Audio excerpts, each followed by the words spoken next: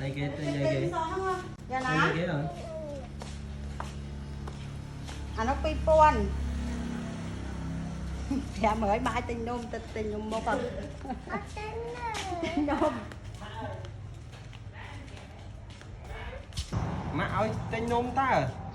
Lôi phèm mới bán nôm ấy. Đọc cô nè.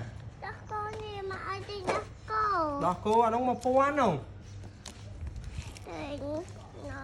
Đọc cô anh ông mà pon không? Má ơi lôi mán mày. Nga lôi. Ôi phèm mới vậy. Ôi phèm mới ai tên nôm ta. Ồ mà bọn tên con tia ná bọn.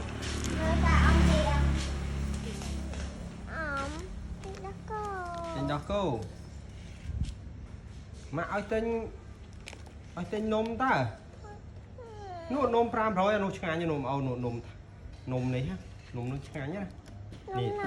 Nè mưa nè, nôm kia miền sấy kia nè.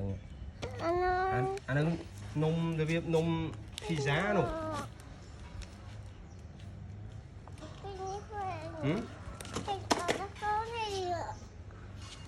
Tên đọc cô nè.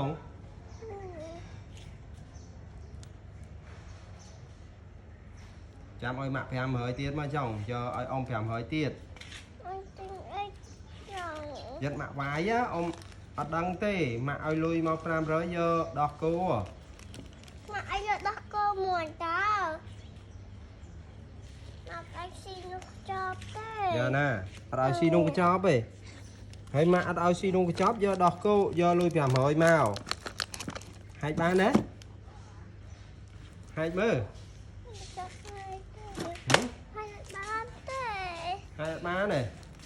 Họ bông hai ơi ôn này nè lụa đồ rân nè lụa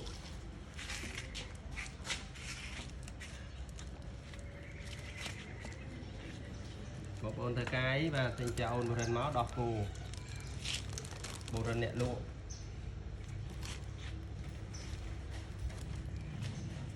hai ban chứ nè lụa ấy hai ban chứ được Thà anh hai ba mà. ở giờ lôi ông phèm mới tiết á để đế phèm mát đó Anh xin đắp cô nó cái môi nè. nó không lôi phèm mới không để phèm mát thác qua phèm mới tiết Nó cái nè. hoa ông thi ra thác qua phèm mới tiết Ơi. đó